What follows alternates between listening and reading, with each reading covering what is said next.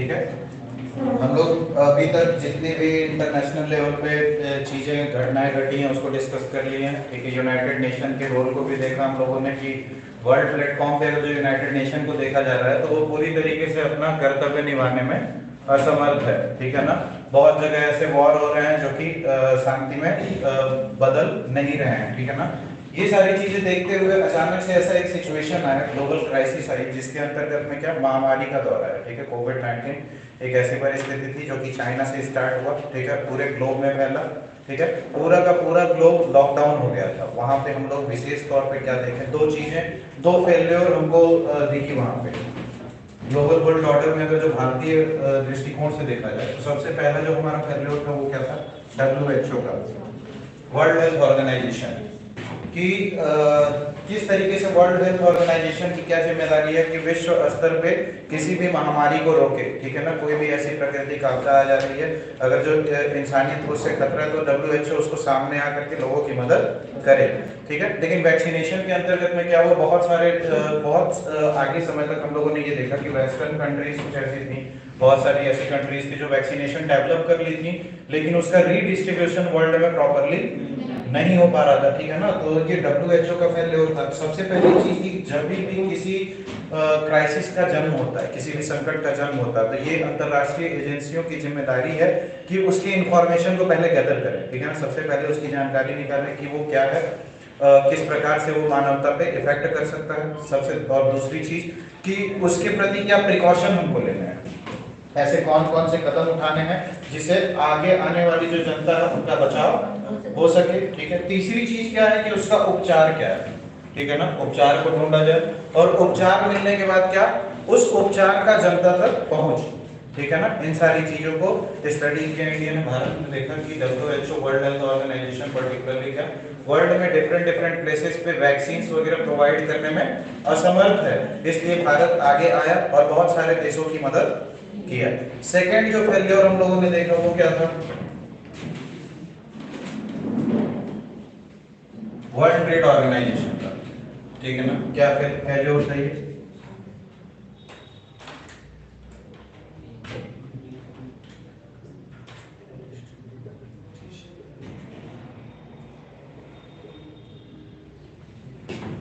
Vaccine policy थी। ठीक है ना, वर्ल्ड ट्रेड ऑर्गेनाइजेशन की जिम्मेदारी क्या है कि आपूर्ति श्रृंखला प्रणाली के अंतर्गत में जैसे ही डिमांड क्रिएट होती है वहां पे सप्लाई चेन नेटवर्क के अंतर्गत में डिमांड के अंतर्गत सप्लाई होना चाहिए। ठीक है ना, कि वर्ल्ड में अगर जो कोई भी डिमांड होती है तो वर्ल्ड में बेसिकली क्या एक पैंडेमिक आया, हेल्थ क्राइसिस है, जिसके अंतर्गत में वैक्सीन की मैन्युफैक्चरिंग की जा रही थी। तो यहाँ वर्ल्ड ट्रेड ऑर्गेनाइजेशन की जिम्मेदारी है कि ऐसे ट्रेड एंड कॉमर्स को की व्यवस्था करे जिसके अंतर्गत में क्या इक्विटेबल डिस्ट्रीब्यूशन होना चाहिए, मतलब कि ये जो पुनर्वितरण होना चाहिए वो किसी भी देश के आर्थिक अवस्था को न देखते हुए, या तो उस देश के रेपुटेशन को न देखते हुए, या तो उस देश की मतलब आगे आने वाले फायदे को देखते हुए, ये सारी चीजों को अवॉइड करके वर्ल्ड ट्रेड ऑर्गेनाइजेशन की ये जिम्मेदारी है कि जितनी भी ये वैक्सीन हैं वो बराबर रूप से जनता के पास पहुंचे।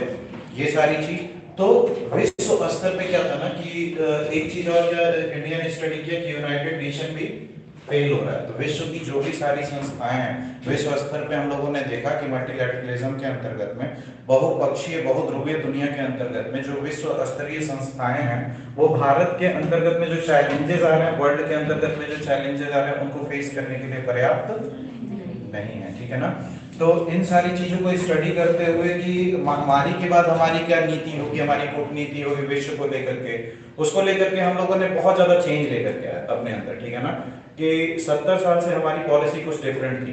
ठीक है ना, गवर्नमेंट आई, गवर्नमेंट चेंज हुई, करंट वर्ल्ड ऑर्डर में हम लोगों ने देखा कि सप्लाई चेन नेटवर्क में एक हमारा पड़ोसी मुल्क है जो पूरा का पूरा कब्जा करके बैठा हुआ है। ठीक है ना, इकोनॉमिकली एक देश आपके बगल में स्ट्रांग हो रहा है तो ये कहीं ना कहीं आपके लिए टेंशन की चीज है। ठीक है ना, बॉर्डर पे उसके साथ हमारे संबंध भी बहुत ज्यादा अच्छे नहीं है, बहुत सारी चीजों में हमारी विचारधारा भी मिलती जुलती नहीं है, वो साम्यवाद को फॉलो करता है, हम डेमोक्रेसी को फॉलो करते हैं। ठीक है ना, तो चाइना और इंडिया के बहुत सारे डिफरेंसेस को देखते हुए भारत को ये महसूस हुआ कि भारत को भी क्या है ना, गुट निरपेक्षता को छोड़ करके अब छोटे छोटे समूहों को बनाना चाहिए। ठीक है ना, इंटरेस्ट बेसिस पे हमें साउथ कोरिया से अपना संबंध स्थापित करना चाहिए, हमें जापान से अपना संबंध स्थापित करना चाहिए, यूरोपीय यूनियन से अपना संबंध स्थापित करना चाहिए। सिर्फ अपने पड़ोसी मुल्क को ही नहीं बल्कि अन्य भी देशों को ये मौका देना चाहिए कि वो हमारे देश में आए और निवेश करें, ठीक है ना। जिससे क्या है, हमारी जो इकोनॉमी है वो बूस्ट हो, रोजगार के अवसर प्रदान हो और अन्य सारे लाभ इंडिया को हो, ठीक है ना। हेडिंग डाल लीजिए, महामारी के बाद भारतीय विदेश नीति, ठीक है। इसके अंतर्गत में देखिए, शीत युद्ध के खत्म होने पर, शीत युद्ध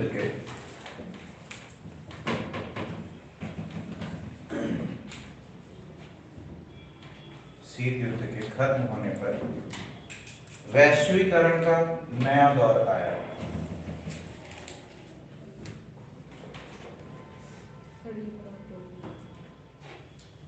वैश्वीकरण का नया दौर आया। कोविड-19 महामारी के बाद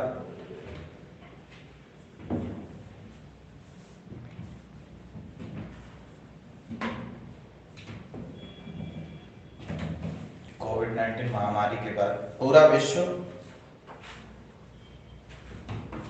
एक ग्लोबल लॉकडाउन को देखा।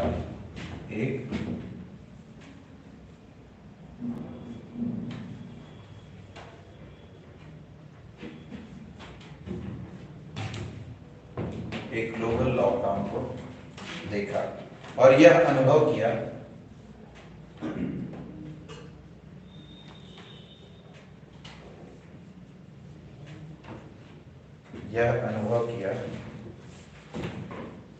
कि आपूर्ति श्रृंखला प्रणाली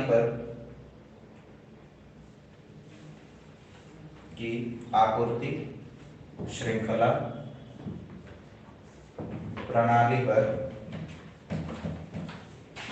संकट की स्थिति आ गई है।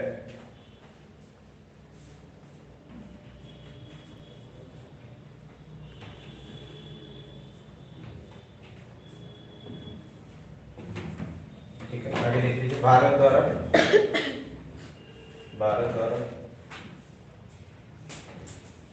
दो वैश्विक संस्थाओं के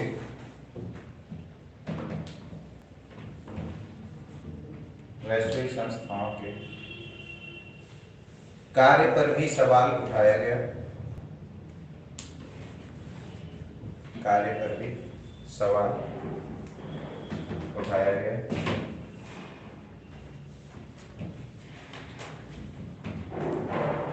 ठीक है, पहला नंबर डाल लीजिए, WHO वर्ल्ड हेल्थ ऑर्गेनाइजेशन विश्व स्तर पे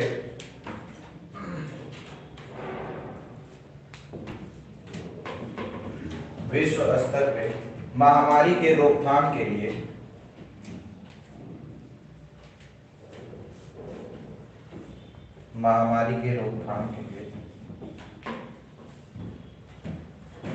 उचित कदम उठाने में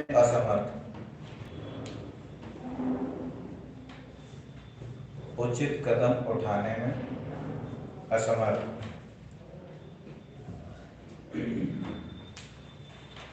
दूसरा लिख लीजिए, WTO वर्ल्ड ट्रेड ऑर्गेनाइजेशन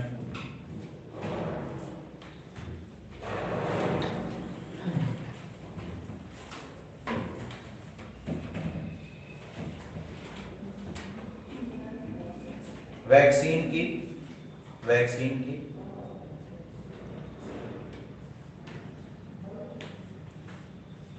पर्याप्त मात्रा में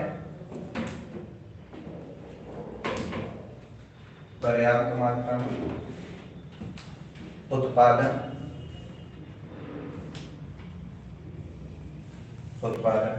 और पुनर्वितरण में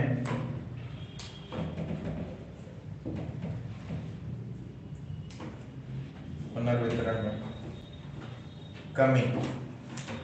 ठीक है, पुनर्वितरण में कमी। तो ये जो इंटरनेशनल लेवल पे इंडिया ने क्या देखा कि विश्व की संस्थाएं जो हैं उस प्रकार से कार्य नहीं कर रही है जिस प्रकार से उन्हें करना चाहिए, ठीक है ना। तो इंडिया ने क्या बहुत ही ज्यादा अपने डिप्लोमेसी के अंदर, अपने कूटनीति के अंदर एक शिफ्ट किया, ठीक है ना। उसने देखा कि क्या अकेले अगर जो भारत निकलेगा ना वर्ल्ड प्लेटफॉर्म पे सारी समस्याओं को खत्म करने के लिए, तो भारत पूरी तरीके से सारी समस्याओं को खत्म नहीं कर सकता। बहुत ज्यादा इकोनॉमिक क्राइसिस है, बहुत सारे जगह पे बहुत ज्यादा पे युद्ध की स्थिति है। आप देखें कि 2 युद्ध हुआ अभी रिसेंट टाइम में, यूक्रेन कॉन्फ्लिक्ट और पैलेस्टीन कॉन्फ्लिक्ट। दोनों जगह से इंडिया के पास ऑफर आए कि इंडिया सामने आए और दोनों पक्ष के बीच में शांति वार्ता को बढ़ावा दे, ठीक है ना। तो भारत बेसिकली ऐसा चाह रहा था ना कि अगर जो वर्ल्ड में पीस स्थापित करनी है, मानवता को लेकर के सोचनी है, तो हमें क्या करना पड़ेगा ना, अपने इंटरेस्ट के हिसाब से छोटे छोटे समूह बनाने पड़ेंगे। जैसे कि अगर जो हमको चाइना को टैकल करना है तो हमको क्वाड जैसा ग्रुप चाहिए, ठीक है ना। उसके बाद अगर जो अमेरिका के डोमिनेंस को रोकना है तो हमारे पास ब्रिक्स जैसा ग्रुप होना चाहिए, ठीक है ना। अगर जो पड़ोसी मुल्कों की बात की जाए तो हमारे पास बिम्स्टेक होना चाहिए, सार्क नेशंस होने चाहिए, आसियान ग्रुप के साथ हमारी टैली होनी चाहिए। आप समझ रहे हो ना, डिफरेंट डिफरेंट छोटे छोटे ऑर्गेनाइजेशन के साथ, डिफरेंट डिफरेंट छोटे छोटे देशों के साथ हम लोग सेपरेट रूप से, अलग अलग तरीके से, कि जो हमारे लिए आर्थिक रूप से ज्यादा, अभी अजरबैजान और अर्मेनिया के बीच में आप देखोगे वेपन सप्लाई करने की बात आई थी, अजरबैजान के द्वारा धमकी भी दी गई इंडिया को, लेकिन फिर भी इंडिया पीछे नहीं हटा। वहां पे क्या है, हमारा डिफेंस सिस्टम जो है, हमारा इंडियन इकोनॉमी को अभी देखोगे ना ग्रोइंग इकोनॉमी है। जो भी टेक्नोलॉजीज वगैरह हम डेवलप कर रहे हैं वो वर्ल्ड मांग रहा है, ठीक है ना, डिमांड क्रिएट हो रही है अभी।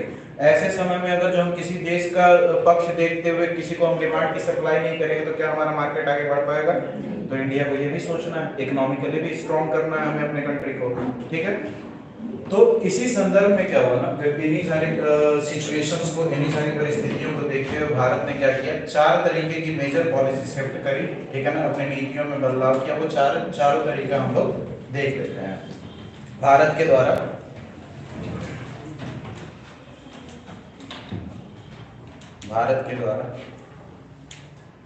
विदेश नीति की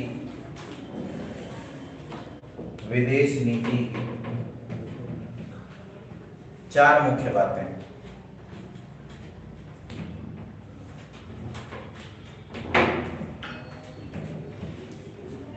ठीक है, पहला नंबर लिखिए,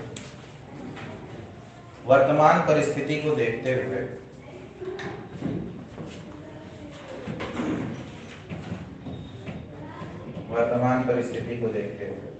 भारत ने यह अनुभव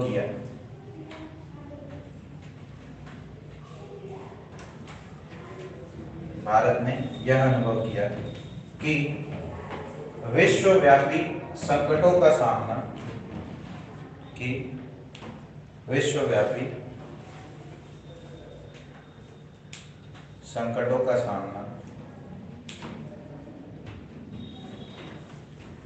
भारत अकेले नहीं कर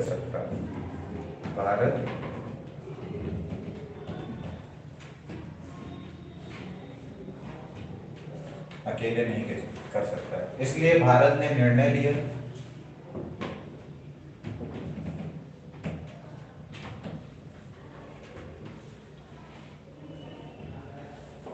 कि भारत बहुपक्षीय समूह का निर्माण करेगा।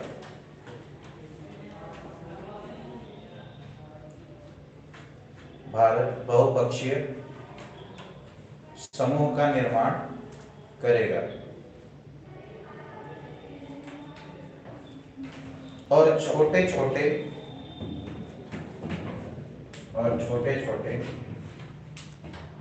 गुटों का निर्माण करेगा।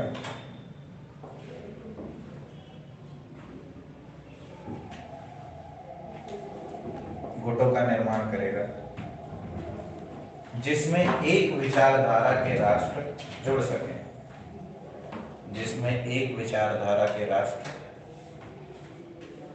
सके।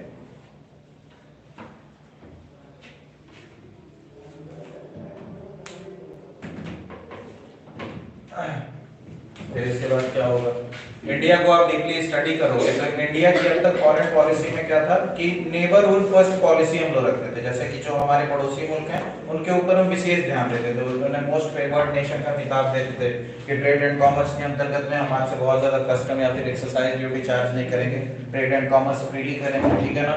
दूसरी चीज की बॉर्डर रिलेटेड डिस्प्यूट से हम बचेंगे, ठीक है ना, कि सीमावर्ती क्षेत्र में हमारे जो बॉर्डर डिस्प्यूट होंगे वो कम से कम होने चाहिए, ज्यादा हम टकराएंगे नहीं, ज्यादा फोकस करेंगे क्या कि हमारी आवाम भी आगे बढ़े और आपकी भी आवाम आगे बढ़े। इन सारी चीजों के अलावा जैसे बिम्स्टेक को जब देखा जाए तो शुरुआत किया गया था तो बहुत ज्यादा एनर्जी थी इन राष्ट्रों में, ठीक है ना, बांग्लादेश, म्यांमार वगैरह, भूटान, ये सारी कंट्रीज एक साथ आई, ठीक है, हम एक समूह के लोग हैं, सारे के सारे कंट्रीज एक साथ आगे बढ़ते हैं, जैसे आसियान ग्रुप एक मेंबर बन करके निकला वैसे ही तो इंडिया भी चाहता है ना कि अभी अगर जो नेबरहुड पॉलिसी के अंतर्गत में आपको देखा जाए तो मालदीव्स की भी हम मदद करते हैं, श्रीलंका की भी हमने मदद किया, बांग्लादेश के साथ हमारे ट्रेड एंड कॉमर्स के टाई बहुत अच्छे हैं, भूटान के साथ हमारे एनवायरमेंटल कॉज को लेकर के अंडरस्टैंडिंग बहुत अच्छी है, भूटान की जो डिप्लोमेसी है इंडिया में आकर के ट्रेनिंग देती है, नेपाल से आप बात करोगे तो ट्रेड एंड कॉमर्स हमारे थोड़े ठीक ठाक हैं, है ना, रिलेशंस की बात करोगे तो आप हिस्टोरिकल बैकग्राउंड की वजह से हमारे रिश्ते थोड़े से ठीक ठाक है, मतलब और सिर्फ पाकिस्तान को और चाइना को इस समय अगर अवॉइड किया जाए तो हमारे जितने भी पड़ोसी मुल्क हैं उससे हमारे रिश्ते लगभग ठीक है, ठीक है ना। तो हमें जो फॉरेन पॉलिसी बनानी रहती है इस आधार पे बनानी रहती है कि हमारे पड़ोसी मुल्क कैसे हैं, ठीक है ना, लेकिन करंट वर्ल्ड ऑर्डर के आधार पे इंडिया ने ये अनुभव किया कि वर्ल्ड में जो ना पहले मिथ था कि अमेरिका सुप्रीम है, यूएसएसआर सुप्रीम है, तो ये सारी चीजें पीछे चली गई, इंडिया इटसेल्फ एक राइजिंग इकोनॉमी बन के निकल रहा है, ठीक है ना, एक ऐसा देश बन के निकल रहा है जो मिलिट्री रूप से एडवांस है, जो इकोनॉमिकल रूप से एडवांस है, सप्लाई चेन नेटवर्क का एक मुख्य हिस्सा है, समझ रहे हो आप ना, वर्ल्ड को आप इंडिया के बिना नहीं देख सकते हो, इंडिया के वर्ल्ड के पॉलिटिक्स में इंडिया बहुत बड़ा रोल प्ले करता है, हमारी हमारी जो जनसंख्या की आवाज है अभी सोशल मीडिया पे, ये हमारी सॉफ्ट पावर है, इजराइल वगैरह जितने भी कंट्रीज, रसिया वगैरह देखोगे आप, हमारे जनता के फेवर को लेने के लिए न्यूज मीडिया नैरेटिव्स वगैरह बनाते हैं, ठीक है ना, तो इंडिया एक पावर बन के उभर रहा था, तो इंडिया को न सिर्फ अपने लोकल पड़ोसी मुल्कों के बारे में ध्यान रखना है बल्कि जो इमर्जिंग इकोनॉमी है जैसे यूरोपियन यूनियन हो गया, ठीक है ना, हमको उनके साथ भी कोऑपरेशन के बारे में सोचना चाहिए, साउथ कोरिया हो गया, साउथ कोरिया टेक्नोलॉजिकली एडवांस हमसे, जापान हो गया, उनकी लिविंग कंडीशंस हमसे अच्छी हैं, ठीक है ना, वो एक डेवलप्ड नेशंस है, बहुत सारे एनवायरमेंटल चीजों में वो हमसे आगे हैं, ठीक है ना, तो ऐसे कंट्रीज के साथ साइंस एंड टेक्नोलॉजी, कल्चरल, ये सांस्कृतिक तौर पे वो जैसे जब भी दो संस्कृतियां आपस में आती हैं हमें संस्कृतियों को क्या ना कभी क्रिटिसाइज नहीं करना चाहिए, ठीक है ना, जब भी दो संस्कृतियां है तो हमें ये देखना चाहिए सामने वाले संस्कृति से हम क्या बेहतर सीख सकते हैं, ठीक है ना, ताकि हम और ज्यादा बेहतर हो सकें, ठीक है, तो इंडिया की फॉरेन डिप्लोमेसी कुछ इसी प्रकार से थी कि न सिर्फ अपने पड़ोसी मुल्कों को देखते हुए बल्कि हम लोगों ने रिलेशनशिप अपने दायरे से दूर भी स्टैब्लिश किया, इधर अफ्रीका के कंट्रीज के साथ हम लोगों ने रिलेशनशिप स्टैब्लिश किया, मिडिल ईस्ट के कंट्रीज के साथ किया, रशिया के साथ किया, ऑस्ट्रेलिया के साथ हमारे टाइज हैं, ठीक है ना,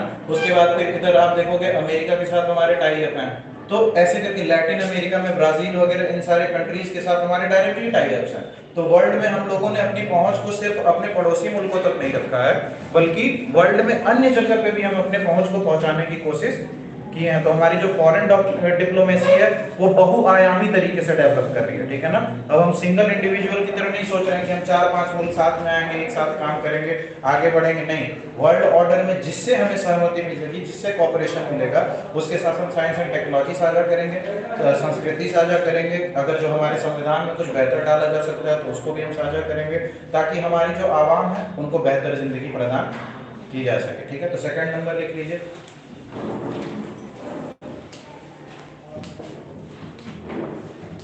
विश्व के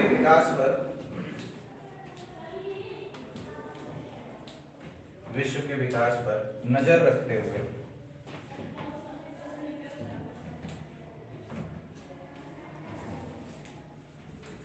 भारत अपनी पहुंच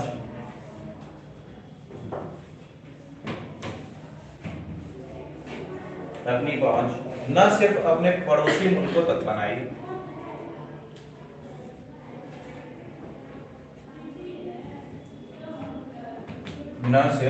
पड़ोसी मुल्कों तक बनाई बल्कि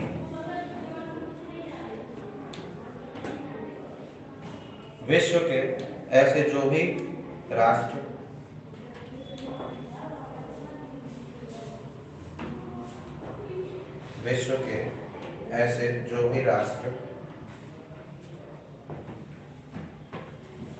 जो कि भारत की विचारधारा के थे जो कि भारत की विचारधारा के थे, उनसे संबंध स्थापित किया, उनसे संबंध स्थापित किया। ठीक है, जैसे कि ईयू, यूरोपीय यूनियन, यूरोपीय union, south Korea, south Korea, Japan, Japan. ठीक है, ये दो की फीचर्स थे हमारे फॉरेन पॉलिसी के। तीसरा क्या, अब तीसरा ये था ना कि जैसे भारत स्वयं एक ऐसा देश था ना जो एक विदेशी सत्ता के अधीन में था, ठीक है ना, जो कॉलोनी शासन के अधीन में था। तो जब भी ऐसी बात होती है ना विश्व स्तर में उपनिवेशवाद की बात आती है, तो भारत अपने आप को हमेशा ना उपनिवेशवाद के विरुद्ध रखता है, ठीक है ना। ऐसी कोई भी कंट्री या फिर ऐसी कोई भी पावर किसी देश पे या फिर किसी राज्य पे कब्जा कर रही है, उनके मौलिक अधिकारों के साथ खिलवाड़ कर रही है, तो ऐसे कंडीशन में भारत उसके साथ नहीं है, उसकी समर्थन नहीं करेगा। हमारी जो फॉरेन डिप्लोमेसी होगी, हमारी जो विदेश नीति होगी, हम उन्हीं राष्ट्रों से अपने संबंध ज्यादा मजबूत करेंगे जो लोकतांत्रिक विचारधारा पे हो, ठीक है ना, जहाँ पे रूल ऑफ लॉ हो। रूल ऑफ लॉ क्या, कि वहाँ के जितने लोग हो ना कुछ पैटर्न को फॉलो कर रहे हैं, ठीक है ना, जो इंसानों की तरह जिंदगी जी रहे हैं। ऐसा नहीं कि भेड़ चाल की तरह न्याय है, कोई किसी को मार लिया, ठीक है ना। चाणक्य बोलते थे मत्स्य न्याय। मत्स्य न्याय क्या होता है, तालाब में आप देखोगे ना बड़ी मछली छोटी मछली को खाती ही है, ठीक है ना। तो सोसाइटी के अंतर्गत में क्या हो जाता है ना, जो शक्तिशाली लोग होते हैं वो कमजोर लोग का दोहन करते ही हैं। ये कंडीशन है, ये मत्स्य न्याय समाज में ये चलता ही है, इसको कोई भी काट नहीं सकता है। तो इंडिया किसी भी ऐसी शक्ति का समर्थन नहीं कर रहा है जो इन न्याय प्रवृत्ति के ऊपर चल रहा है। जो भी नेशन डेमोक्रेटिक वैल्यू पे चल रहा है, जो अपनी जनता को डेमोक्रेटिक विचारधारा के ऊपर कर रहा है, जो टेररिस्ट ऑर्गेनाइजेशन को सपोर्ट नहीं कर रहा है, जो आर्थिक रूप से बढ़ना चाह रहा है, विश्व स्तर पे अन्य लोगों की मदद करना चाह रहा है, ऐसे देशों के साथ हम संबंध स्थापित करेंगे। तो इंडिया की ये डिप्लोमेसी रही है कि विश्व स्तर पे हम क्या करेंगे कि उन सारे देशों के साथ अपने संबंध को स्थापित करेंगे जो वैल्यूज पे बेस्ड होंगे, ठीक है ना, जिनके राष्ट्र की कुछ वैल्यूज होंगी। जैसे फ्रांस लिबर्टी, फ्रेटर्निटी और इक्वालिटी पे है, रशियन रिवॉल्यूशन हुआ है, अमेरिका है, अमेरिका का एक कॉन्स्टिट्यूशन है, कॉन्स्टिट्यूशन में कुछ सिद्धांत है, ठीक है ना, इस्लामिक कॉर्पोरेशन है, उनके भी कुछ सिद्धांत हैं। तो जिनके जो भी ऐसे राष्ट्र हैं जो कुछ सैद्धांतिक विचारधारा पे चल रहे हैं, ऐसे राष्ट्र के साथ हम संबंध स्थापित करेंगे और कोशिश करेंगे कि वर्ल्ड ऑर्डर में हम साथ में ही बढ़ सके, ठीक है ना। तो थर्ड नंबर लिख लीजिए,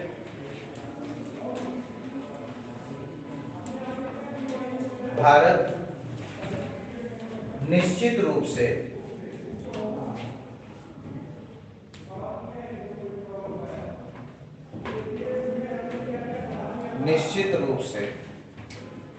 वैश्विक एवं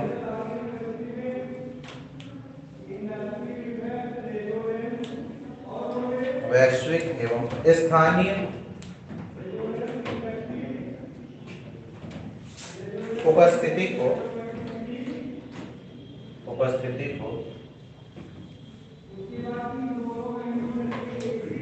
दर्ज करा रहा है,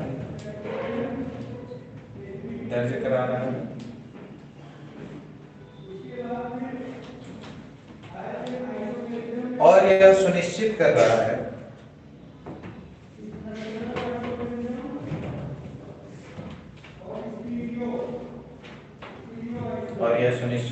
है कि भारत के संबंध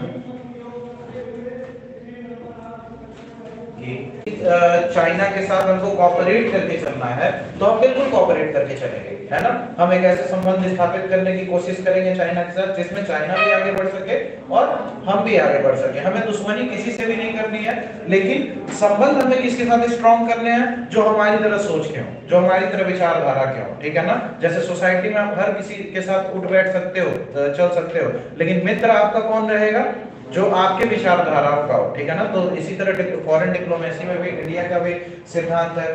चौथी चीज जो इंडिया के अंतर्गत में था वो था क्या, स्ट्रॉन्ग इकोनॉमी को बनाना, ठीक है ना, कि भारतीय अर्थव्यवस्था को, क्योंकि भारत को जब आप स्टडी करोगे तो वर्ल्ड के पॉपुलेशन के मामले में पहले नंबर पे है, ठीक है ना अभी। तो फर्स्ट नंबर पे होने की वजह से हमारे यहाँ डिमांड बहुत ज्यादा है, ठीक है ना। इस डिमांड को पूरा करने के लिए सबसे ज्यादा किसी चीज की आवश्यकता है तो वो है पैसा, ठीक है ना। अगर जो आपको आपके आम जनता की, क्योंकि आप डेमोक्रेटिक विचारधारा पे हो, आपको अपने देश में एक एक व्यक्ति विशेष के मांग की ध्यान रखनी है, ठीक है ना। इस अंतर्गत में क्या होता है ना कि सरकार यह सुनिश्चित करती है कि हमारी जो आर्थिक व्यवस्था है वो इस प्रकार से होनी चाहिए जो बहुत तेजी से वृद्धि करे, ठीक है ना। जैसे कि अभी करंट गवर्नमेंट को आप देखोगे आत्मनिर्भर भारत की बात कर रही है, ठीक है ना। जब भी 5 ईयर प्लानिंग कमीशन हम लोग डिजाइन करते थे उसमें आत्मनिर्भर भारत होने के, और ये एक सेल्फ रिलायंट वाला गोल ये हमारा बहुत पहले से चला आ रहा है, ठीक है ना। हरित क्रांति करके हम लोगों ने प्राइमरी सेक्टर में, फूड के सेक्टर में आत्मनिर्भरता प्राप्त करी, सेवा के क्षेत्र में टेक्नोलॉजी वगैरह के माध्यम से हम लोगों ने आत्मनिर्भरता लगभग प्राप्त करी है, बहुत ज्यादा नहीं। अभी भी हम लोग डिपेंड है टेक साइंस एंड टेक्नोलॉजी के मामले में अदर नेशंस पे, ठीक है ना। लेकिन इंडस्ट्रियल सेक्टर की बात अगर जो की जाए तो अभी भी हम लोग वर्ल्ड के बहुत सारी अर्थव्यवस्थाओं पे डिपेंडेंट हैं, ठीक है ना। तो भारत की हमेशा ये आइडियोलॉजी हुई है कि भारत ऐसे सिद्धांतों को फॉलो करे जिससे क्या भारत एक आत्मनिर्भर देश के रूप में निकल करके बाहर आ सके, ठीक है ना। इंडिया एक ऐसा देश रहे जो अपने सबसे पहले जो डोमेस्टिक नीड्स हैं, जो घरेलू आवश्यकता है, उसकी आपूर्ति सरकार के द्वारा की जा सके। जैसे कि अगर जो आप इंटरनली देखोगे किसी भी देश को अगर जो बिल्डअप होना रहता है तो दो ही कॉज होता है, इंटरनल और एक्सटर्नल। इन दोनों को बनने में फॉरेन पॉलिसी का बहुत बड़ा योगदान रहता है, ठीक है ना। जैसे कि उदाहरण के तौर पे अगर जो आप इंटरनल समस्या की बात करोगे, हेल्थ, एजुकेशन, ठीक है ना, लिविंग कंडीशन,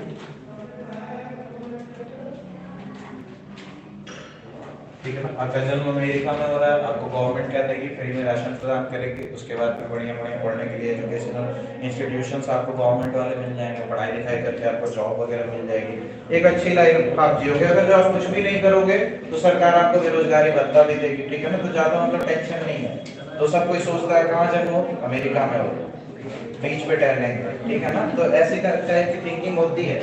बट और फिर अगर जो एक्सटर्नल इश्यूज की आप बात करोगे तो जब भी एक इंटरनल की बात होती है, आप अपने कंट्री, अपने देश के नागरिकों को कैसा लिविंग कंडीशन प्रोवाइड कर रहे हो, ठीक है ना, एज ए नेशन। और इंडिया क्या है, लोकतांत्रिक विचारधारा को फॉलो कर रहा है, एक कॉन्स्टिट्यूशन को फॉलो करता है।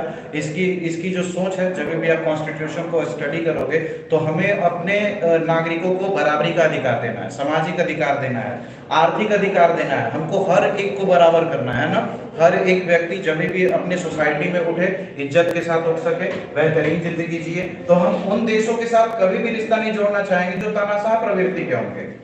जाहिर सी बात है, अगर जो हम ऐसे देशों के साथ अगर जो रिश्ता जोड़ते हैं जो तानाशाह प्रवृत्ति के हैं, तो आगे होने वाले हमारे नेता क्या होंगे, वो भी तानाशाह प्रवृत्ति के होंगे, किसी प्रकार से हमारे देश के नागरिकों को इन्फ्लुएंस करेंगे।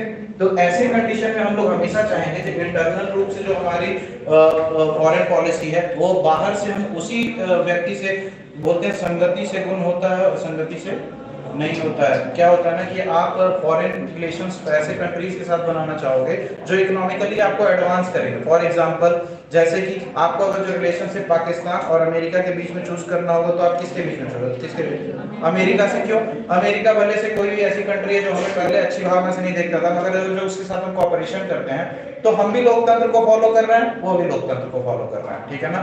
हम भी चाहते हैं कि फ्री ट्रेड एंड कॉमर्स हो, वो भी चाहते हैं फ्री ट्रेड एंड कॉमर्स का है। इसके अंतर्गत में क्या होगा ना, सांस्कृतिक बदलाव होगा, जिसके अंतर्गत में हम भविष्य में हम देखेंगे कि अगर जो हम इससे संबंध स्थापित कर रहे हैं तो आज से आने वाले 10 साल के बाद हो सकता है हमारे देश के भी व्यक्ति ऐसे हो जाए, ठीक है ना। तो कल्चरल चेंजेस आने लगते हैं। तो अमेरिका के साथ वही अगर जो आप अफगानिस्तान के साथ रिश्ता करते हो, ठीक है ना, तो वहाँ पे रेडिकल चेंजेस हैं, रेडिकलाइजेशन है, रूढ़िवाद सोच है, तो आपकी भी जनता कहीं ना कहीं उससे इन्फ्लुएंस होगी। तो इस प्रकार से इंडिया ने अपना चौथा पिलर जो रखा कि इंडिया को क्या करना है, इकोनॉमिकली एडवांस करना है, ठीक है ना। इकोनॉमिकली एडवांस क्यों करना है कि जितने भी इंटरनल इश्यूज हैं, हेल्थ, एजुकेशन, लिविंग कंडीशन, ये सारी चीजें आप कब मुहैया करा सकते हो अपने जनता को, जब आपके पास पैसे हो, एक्सटर्नल मतलब कि वॉर, युद्ध की स्थिति में या फिर आपात की स्थिति में ऐसी कोई वैश्विक आपदा आ जाती है, महामारी आ जाती है, सुनामी आ जाती है, ऐसे कंडीशन में एक्सटर्नल कॉज की वजह से अगर जो आपको आपके ऊपर विपत्ति आती है, उस कंडीशन को भी फेस करने के लिए आपको क्या चाहिए? पैसा। ठीक है ना। तो इंडिया की जो मोस्ट इंपॉर्टेंट नीड हो गई है अपने अर्थव्यवस्था को स्ट्रॉन्ग करने के लिए, इसीलिए मेक इन इंडिया कॉन्सेप्ट, आत्मनिर्भर भारत, इंडस्ट्रियलाइजेशन इन इंडिया, या फिर अपने आईटी सेक्टर पे इतना वर्क, चिप इंडस्ट्री पे इतना वर्क, एमएसएमई को इंप्रूव करने के लिए इतने सारे लोन्स वगैरह गवर्नमेंट प्रोवाइड कर रही है, स्किल इंडिया के कॉन्सेप्ट लेकर के आ रही है। उसके बाद एजुकेशन सिस्टम में रिफॉर्म कर रही है, नेशनल एजुकेशन पॉलिसी, ठीक है ना, कि जनता हमारी समृद्ध और बेहतरीन हो। चौथा पॉइंट लिख लीजिए।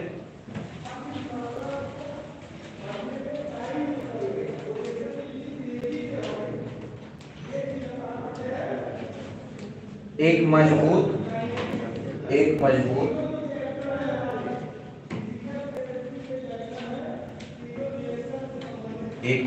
घरेलू अर्थव्यवस्था का निर्माण करना।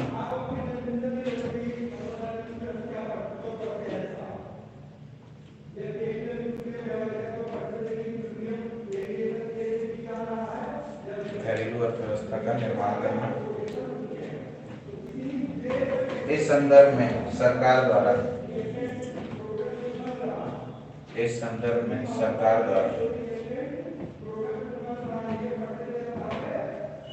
आत्मनिर्भर भारत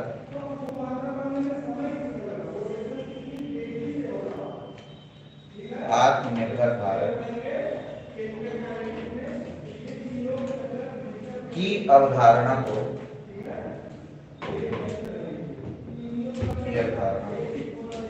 लाया गया। अवधारणा को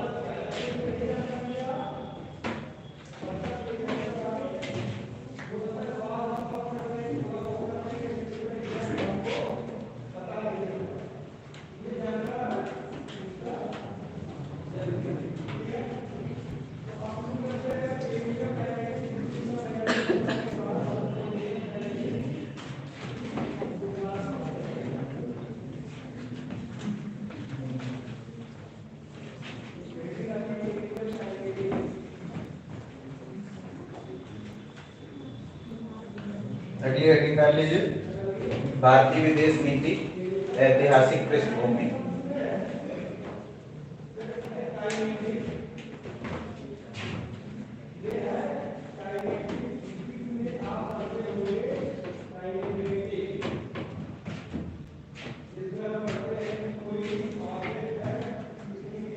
इतिहास का बहुत बड़ा असर रहता है किसी भी देश की फॉरेन पॉलिसी के बिल्डअप करने में, ठीक है ना। हम हिस्ट्री को देख करके ही डिसीजन लेते हैं। क्या ब्रिटिश दोबारा उस तरीके से आएंगे हमारे साथ व्यापार करने के लिए तो हम अलाउ करेंगे? नहीं करेंगे, ऑब्वियसली नहीं करेंगे, क्योंकि सीख लिए हमें बहुत मेहनत से मार के भगाया गया है ना। तो जा ही नहीं रहे थे, सब जबरदस्ती बैठे हुए थे। भारत की विदेश नीति को अगर जो आपको अंडरस्टैंड करना होगा तो सबसे पहले बहुत ज्यादा जो हमारे कल्चर के ऊपर डोमिनेंट रूप से हावी है वो चीज है रामायण। रामायण के अंदर कूटनीति को अगर जो आप स्टडी करोगे तो रामायण से बहुत ज्यादा इंस्पिरेशन हमारे डिप्लोमेट्स लेते हैं, ठीक है। रामायण हो गया, महाभारत हो गया, वहां से हमारे बहुत ज्यादा डिप्लोमेट्स प्रेरित होते हैं। डॉक्टर एस जयशंकर की बात करोगे तो कृष्णा वे की बात कर रहे थे, ठीक है ना, कि किस प्रकार से कि भारत एक ऐसे राष्ट्र के रूप में निकल सकता है जो पूरे विश्व में शांति की स्थापना कर सकता है, ठीक है ना। रामायण को जब आप देखोगे ना, एक इंसिडेंस हुआ था जहाँ पे बजरंगबली को भेजा गया था सीता जी के पास, ठीक है ना। तो अब वो बजरंगबली सीता जी के लिए कम्प्लीटली अननोन पर्सन थे, ठीक है ना। पहली बार मीटिंग हो रही थी। उस मीटिंग के अंतर्गत में हनुमान जी को क्या करना था ना, बेसिकली सीता जी को कन्विंस करना था कि मैं आपका एलाई हूँ, मैं आपका जैसे आपका कोई मैसेंजर हूँ, ठीक है ना, ऐसा व्यक्ति हूँ जो मैं आपके पास एक न्यूज लेकर के आया हूँ। अब ये कैसे कराया जा सकता है? पहले बहुत ज्यादा तो कहा जाता है संवाद के जरिए आप क्या बहुत सारे मामलों को सुलझा सकते हो, डायलॉग्स, ठीक है ना। जब भी चाइना के साथ हमारे कॉन्फ्लिक्ट हुए थे, हमने क्या कोशिश किया? डायरेक्टली वॉर करने की कोशिश करी नहीं, डायलॉग्स के थ्रू उसको समझाने की कोशिश करी। रामायण हमको टीच करता है ठीक है ना। इसमें पर्टिकुलरली क्या होता है ना, जब भी रामायण महाभारत की बात करती है तो उसको एक मिथिकल कॉन्सेप्ट मान करके हम उसको बुला देते हैं, लेकिन अगर जो सीखने के लिए बैठेंगे तो बहुत ज्यादा स्ट्रॉन्ग चीज है। दूसरी चीज का क्या आपको समझ में आता है, जब अंगद के साथ और हनुमान जी के साथ अगेन एक संवाद होती है रावण के साथ, जब उसको कन्विंस करते हैं, देखो तुम्हारा जो अपोनेंट है वो बहुत ज्यादा स्ट्रॉन्ग है, ठीक है ना, अभी भी वक्त है, आंख मिला लो, सारी चीजों को कॉम्प्रोमाइज कर लेते हैं, ऐसी सारी चीजों को लेकर के बहुत सारी वार्तालाप वगैरह होती है। तो अगर जो सीरियसनेस ऑफ सिचुएशन को देखोगे तो वहां पे व्यक्ति विशेष के अंतर्गत में क्या बात करने की कला निर्भर करती है। सीता जी को कन्विंस करना, अब क्या है, जितने भी हमारे आईएफएस ऑफिसर्स हैं उनकी बात करने पे कम्युनिकेशन स्किल के ऊपर डिपेंड करेगा कि इंडिया के रिलेशनशिप सामने वाले कंट्री के साथ कैसे बिल्डअप होने हैं, ठीक है ना। तो रामायण को देखते हुए हम लोगों ने स्पेशल एक विंग बनाया, ठीक है ना, सेंट्रल अथॉरिटी पे स्पेशल आईएफएस ऑफिसर डिजाइन करें जो मेरिट बेस पे चुने जाने लगे, ताकि भारत के जितने भी संबंध स्थापित हो वो सही संबंध हो, ठीक है ना। उसके बाद जब आप आगे बढ़ोगे तो एक मंडला थ्योरी थी, ठीक है ना, चाणक्य की मंडला थ्योरी। उसके अंतर्गत में क्या है ना कि सेंटर का जो पार्ट रहता है ऐसे करके मंडल में ये बटे रहते हैं टेरिटरीज, तो ये सबसे ज्यादा एनरिच्ड पार्ट रहता है, समृद्ध पार्ट रहता है। उसके बाद कर करके बफर जोन, उसके बाद कम इंडस वैली सिविलाइजेशन को आप स्टडी करोगे तो कल्चर कैसा है, ये जो हाइट पे एरिया है ऐसा पाया गया है कि ये किसी प्रधान वगैरह या फिर किसी ऐसे व्यक्ति का है जो रूल कर रहा है एज अ रूलर था, ठीक है ना।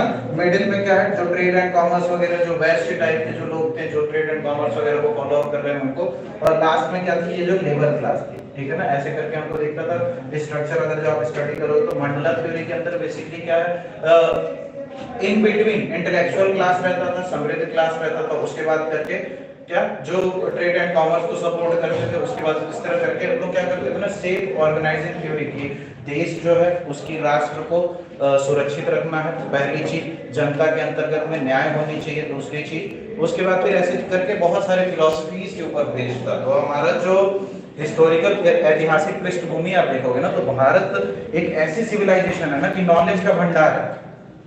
अजय खिलजी ने आकर के नालंदा विश्वविद्यालय के अंतर्गत में जब लाइब्रेरी चलाई थी, उसके इंटेंशंस क्या थे, दुश्मनी थी, वो कल्चरली सांस्कृतिक तौर पे भारत को खत्म करना चाहता था, क्योंकि हमारा कल्चर इतना ज्यादा स्ट्रांग है, ठीक है ना। चाणक्य की डिप्लोमेटिक थ्योरी की बात करोगे तो चाणक्य नीति तो सुना ही है, चाणक्य अर्थशास्त्र कंप्लीट स्टेट क्राफ्ट के ऊपर है कि एक मुल्क कैसा होना चाहिए, एक देश कैसा होना चाहिए, एक राजा कैसा होना चाहिए, ठीक है ना, मंत्री परिषद कैसा होना चाहिए, जो प्रधानमंत्री है उसका रोल क्या होना चाहिए, ठीक है ना। एक जो देश है उसका कभी भी लगान इतना ज्यादा नहीं लगाना चाहिए ना कि जनता इतनी कमजोर हो जाए कि वो लगान को पे ही ना कर पाए। समझ रहे हो आप ना, आप लगान इस बेसिस पे लगाओ कि जनता का भी शोषण नहीं होना चाहिए, और दूसरी चीज कि न्याय की जो फिलॉसफी थी ना वो बहुत ज्यादा स्ट्रांग थी चाणक्य के रेंज में, ठीक है ना। आप देखोगे न्याय प्रमुख था, राजा को धर्म के मार्ग पे चलना है। आप समझ रहे हो ना, धर्म क्या है, जो व्यक्ति विशेष इनोसेंट है या मासूम है, किसी के साथ गलत नहीं कर रहा है, उसके साथ भी गलत ना हो, और जो किसी के साथ गलत कर दे रहा है उसके साथ दंड की नीति अपनानी चाहिए, ठीक है ना, उसे दंड प्रदान करना चाहिए ताकि आगे आने वाले किसी भी व्यक्ति को नुकसान न पहुंचा सके। तो चाणक्य नीति वगैरह के ऑब्जेक्टिव क्या था, चाणक्य नीति को हम लोग जो करीब से अध्ययन करें तो सबसे पहला ऑब्जेक्टिव था क्या कि जो भी राजा है वो समृद्ध होना चाहिए। उसके लिए अगर जो उसको अन्य मुल्कों को कब्जा करना पड़ रहा है, ठीक है ना, या फिर अन्य देशों को कब्जा करना पड़ रहा है, इकोनॉमिकल रिफॉर्म लेकर के आना पड़ रहा है अपने राज्य व्यवस्था के अंतर्गत में, चाहे अपने मंत्री परिषद में बदलाव करना पड़ रहा है या फिर अपनी युद्ध नीति को बदलना पड़ रहा है, डजंट मैटर, लेकिन इन इकोनॉमिकली रिच होना चाहिए राजा, आर्थिक रूप से मजबूत रहेगा राजा तभी जनता उसकी इज्जत करेगी, तभी वो आर्थिक संकटों के समय पे जनता की मदद भी कर सकेगा। आप समझ रहे हो ना, तो सबसे पहला जो ऑब्जेक्टिव था चाणक्य को कि एक राज्य कैसा होना चाहिए, तो राज्य सबसे पहले समृद्ध होना चाहिए आर्थिक रूप से, ठीक है ना। जो सेकंड क्वालिटी थी वो डिलीवर जस्टिस, न्याय प्रदान करना, ठीक है ना। जब भी ऐसा होता है ना कि आप देखोगे किसी भी सिस्टम के अंतर्गत में अगर जो न्याय आपको समय से नहीं प्रदान किया जाएगा तो इसमें आप क्या देखोगे ना कि अगर जो किसी भी सिस्टम में अगर जो न्याय नहीं रहेगा ना तो लोग एथिकल नहीं होते हैं, नीति संगत नहीं होते हैं। जैसे कि अगर जो कोई व्यक्ति यहाँ पे कोई लड़का आया, ठीक है ना, उसको बिना मतलब का कोई दूसरा लड़का आगे पे थप्पड़ मार दिया, ठीक है ना। लेकिन वो दूसरा वाला जो लड़का है वो इतना स्ट्रांग नहीं है कि वो अपना बदला ले सके। वो गया जाकर के एडमिनिस्ट्रेशन पे प्रशासनिक जगह पे गया और उसके बाद बोला कि यहाँ पर्टिकुलरली इस व्यक्ति ने मुझे थप्पड़ मारा बिना किसी मतलब के। तो प्रशासन अगर जो उसको डांट के भगा देती है, ठीक है ना, कि जाओ यहाँ से, मार दिया तो मार दिया, ये क्या, तो उसकी फीलिंग कहीं ना कहीं हर्ट होगी। समझ रहे हो आप ना। उसके साथ न्याय नहीं होगा, तो अगली बार में कोई उसके सामने एक थप्पड़ खा लेगा ना, तो उसके प्रति आवाज नहीं उठाएगा कि मैं भी तो खाया था, तब भी तो कोई नहीं देखा, है ना, उस समय तो कोई नहीं आया, मैं क्यों जाऊं बचाने। दिल्ली में आप देखोगे उसमें उसके अंतर्गत में एक लड़का था, एक एडल्ट को चाकू मार रहा था, पूरी भीड़ पास कर रही थी, बट कोई हेल्प करने नहीं आ रहा था। ऐसी हमारी सोच होती जा रही है, आप समझ रहे हो ना। तो इसी वजह से जब न्याय की कमी जब भी सोसाइटी में होती है ना, उसमें क्या होता है ना, करप्शन फैलने की संभावना बहुत ज्यादा होती है। जब किसी एक इंसान के साथ गलत होता है ना, तो गलत को अप्रिशिएट करना शुरू कर देता है। समझ रहे हो ना। इंडिया के अंतर्गत में इस समय यही चल रहा है। तो न्याय की फिलॉसफी स्ट्रांग होना इंपॉर्टेंट है, चाणक्य का ये कहना था। थर्ड फैक्टर जो है, जो इंपॉर्टेंट है, वो क्या है ना, कि जो खर्चे हैं ना, कि जैसे क्या होता था ना पहले, राजा महाराजा वगैरह, जैसे आईएएस ऑफिसर वगैरह, जितने भी करंट ऑफिसर्स वगैरह, उनको बंगलो चाहिए, गाड़ी चाहिए, नेता वगैरह हैं, 10-10 कारें चाहिए, ठीक है ना। तो गवर्नमेंट जितना काम नहीं कर रही है ना, उतना गवर्नमेंट को संभालने का खर्चा आ जाता है। आप समझ रहे हो ना। तो ये कहीं ना कहीं डिमेरिट है। अरे भाई, जिस चीज को रखा है देश आगे बढ़े, वही देश को पीछे खींचने लगे, तो कहीं ना कहीं वो आपके लिए पोलिंग फैक्टर होगा। तो हमेशा आपकी जो प्रशासनिक व्यवस्था होनी चाहिए ना, ऐसी नहीं होनी चाहिए कि मतलब कि वो बहुत ज्यादा खर्चा कर रही है। राजा को मतलब खर्चे को, एक्सपेंडिचर को हमेशा कंट्रोल करते रखना चाहिए, ताकि उनका राजकोष भी भरा रहे। मतलब कि जो एक्सपेंडिचर आप कर रहे हो, जो खर्च कर रहे हो, तर्क संगत होना चाहिए, ठीक है ना। जहां पे आवश्यक है वहीं पे करना चाहिए। उसके बाद लास्ट में जो लास्ट फैक्टर था, वो था अच्छी प्रशासनिक व्यवस्था। अच्छी प्रशासनिक व्यवस्था। इसमें क्या, जब भी शक्ति एक जगह केंद्रित होती है, उस समय क्या था, राजतंत्र का माहौल था। तो कौटिल्य ने जो एडमिनिस्ट्रेशन की, प्रशासनिक की ढांचा दिया था, वो राजतंत्र के हिसाब से दिया था। लेकिन अगर जो उन सारे प्रिंसिपल को आप डेमोक्रेटिक वैल्यूज के, लोकतांत्रिक विचारधाराओं पे इस्तेमाल करोगे, तो वो कहीं से भी फेल नहीं होने वाले। इसीलिए इंडिया में क्या है ना, फॉरेन रिलेशन बताते वक्त ना, बनाते वक्त हम लोग अपने ऐतिहासिक पृष्ठभूमि को जरूर देखते हैं। जो कल्चरली स्ट्रॉन्ग हमारा जो नेशन है, जो सांस्कृतिक रूप से जो हमारी ऐतिहासिक धरोहर है, चाहे वो रामायण हो गया, महाभारत हो गया, चाहे हमारे उपनिषद हो गए, या फिर जो भी हमारे सांस्कृतिक ज्ञान है, प्लस ये सारी चीजें तो हैं, प्लस मॉडर्न में जितनी साइंस एंड टेक्नोलॉजी डेवलप कर रही है, ठीक है ना, एडमिनिस्ट्रेशन यानी कि प्रशासनिक सुधार हो रहे हैं, विचारधाराएं बदल रही हैं, लिबरलाइज थॉट आ रहा है, ज्यादा खुली विचारधारा के लोग आ रहे हैं, उनको भी हम साथ में रख रहे हैं, ठीक है ना। हिस्ट्री प्लस ये फ्यूचर, दोनों को साथ में रख के जो भी हमारी फॉरेन पॉलिसी इंप्लीमेंट करी जा रही है, वो इस आधार पे करी जा रही है, जो इतिहास में दोहराई गई गलतियां हैं वो हमसे दोबारा न हो। क्या हुआ ना, हमारे ऊपर इन्वेजन कब होने लगा, जब हम लोग पावर के लिए अपने आप में छोटे छोटे जगह पे टूट रहे, ठीक है ना, पावर के लिए। तो बाहर वाला तो शासक देखा कि ये तो बहुत समृद्ध राष्ट्र है, और सिर्फ किस लिए कि वो वो चाचा का लड़का है और वो पापा का लड़का है, तो दोनों अलग हो गए, अलग अलग मुल्क बना लिए। इसी आपसी झगड़े का फायदा उठा करके हमारे यहाँ इन्वेजन हुआ था। हमारे यहाँ दिक्कत क्या है ना, हमारी जनता ये नहीं देखती कि हमारे ऊपर शासन कौन कर रहा है। हम अपने आम दिनचर्या में इतने ज्यादा परेशान है ना, कि हमें मतलब नहीं कि ऊपर प्रधानमंत्री कौन है। समझ रहे हो आप। मुगल आए तो कहें क्या हो गया, शासक है। मुगल्स आए, शासन किए, वो कहीं ना कहीं हमारे संस्कृति को प्रभावित किए। जो भी शासन व्यवस्था रहती है, वो हमेशा ये चाहेगी कि मतलब जो जनता है उसके अकॉर्डिंग है। वहां तक तो ठीक था। तो दो संस्कृतियां मिली, हिंदुइज्म इस्लामिज्म क्लैश हुआ, कुछ और ही निकल गया है, ठीक है ना। उसके बाद एक और संस्कृति है, क्रिश्चियनिटी, है ना। ब्रिटिश ने कॉलोनीज बनाई, हम 400-500 साल तक गुलाम होते हुए थे ना, हमारी सोच इतनी ज्यादा करप्ट हो गई ना।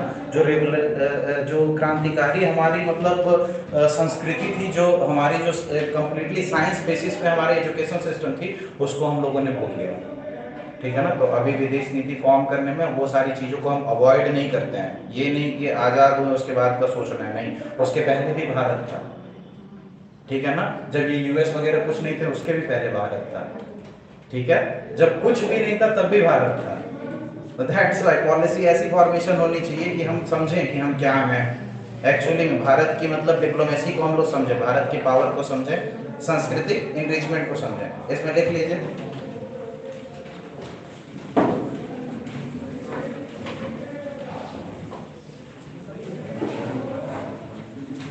भारत की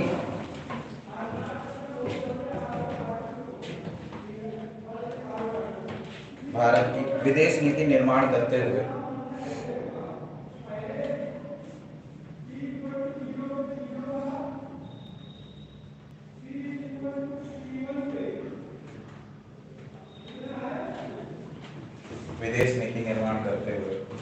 ऐतिहासिक एवं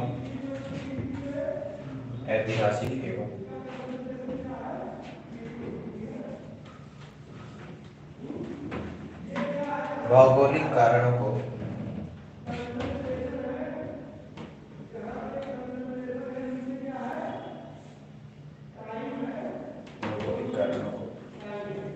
ध्यान में रखा जाता है।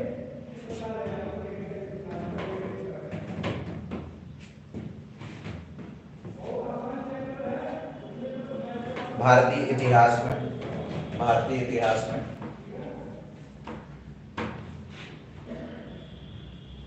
कई सारी लिपियां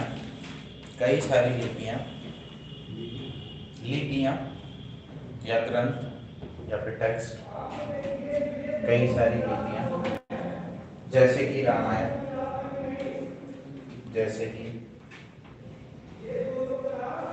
रामायण, महाभारत,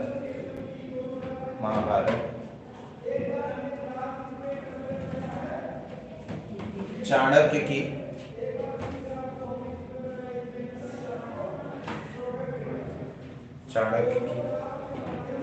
अर्थशास्त्र की नीति,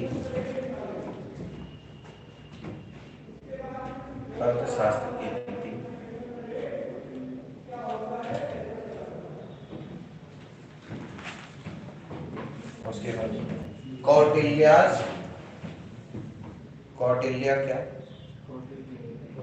की अर्थशास्त्र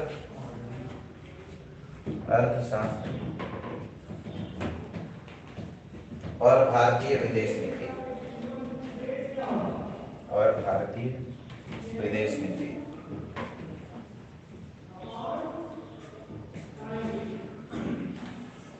भारतीय इतिहास को अध्ययन किया जाए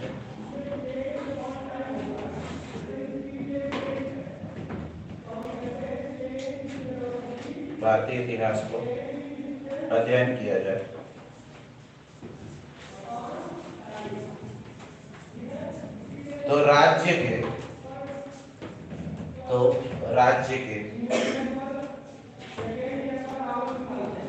4 मुख्य लक्ष्य होते हैं।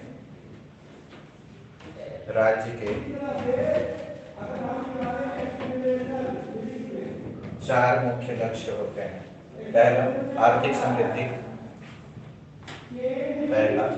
समृद्धि, दूसरा न्याय प्रदान करना,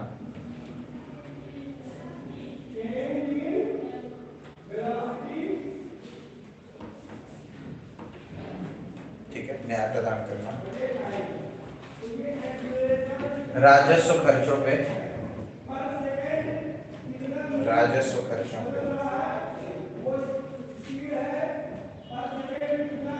कम बल देना, कम बल देना,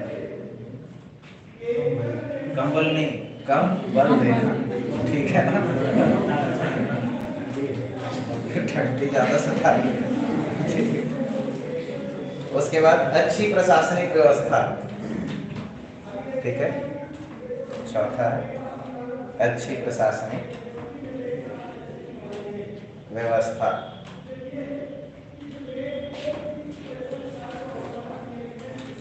चाणक्य की अगर जो बात करी जाए ना, चाणक्य के फिलॉसफी की बात की जाए तो हमेशा ना एक कल्याणकारी राज्य बनाने की बात करते थे। राजा ऐसा होना चाहिए ना जो जनता के भलाई के बारे में सोचे, ठीक है ना, क्योंकि अगर जो राजा ऐसा अगर जो नहीं है तो कि जनता को प्रॉस्पर कर रहा है, मतलब कि जनता की भलाई के बारे में सोच रहा है, जनता को समृद्ध नहीं कर रहा है, तो ऐसे संदर्भ में चाणक्य का मानना था कि जनता विद्रोह कर देगी, ठीक है ना। ये कंफर्म चीज है कि जहां पे भी ऐसा होगा, किसी भी राज्य का राजा ऐसा होगा, वो जस्टिस डिलीवर नहीं करेगा, ठीक है ना, जनता के साथ पूर्णतया न्याय नहीं करेगा, आर्थिक रूप से उन्हें समृद्ध नहीं रखेगा, उनके न्याय को कंप्लीटली मतलब उनके ह्यूमन राइट्स को कंप्लीटली उनको नहीं देगा, तो कुछ न कुछ समय के बाद विद्रोह होना है। और वर्ल्ड हिस्ट्री को जो लोग अभी तक स्टडी किए हैं, तो सारे के सारे इसी वजह से हुए हैं।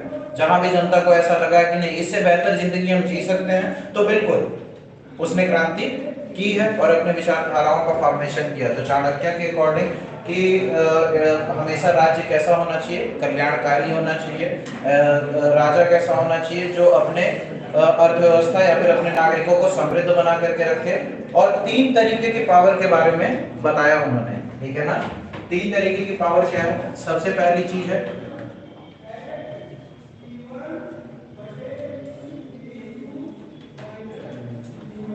इंडिविजुअल पावर, ठीक है ना। दूसरी चीज बताई उन्होंने हार्ड पावर, और तीसरी चीज बनाई सॉफ्ट पावर। चाणक्य के बुक को आप डीपली स्टडी करोगे तो 3 पावर्स के बारे में बेसिकली उन्होंने समझाया है। सबसे पहली चीज क्या है? Individual power. इंडिविजुअल पावर मतलब किसकी बात हो रही है? प्रजा की।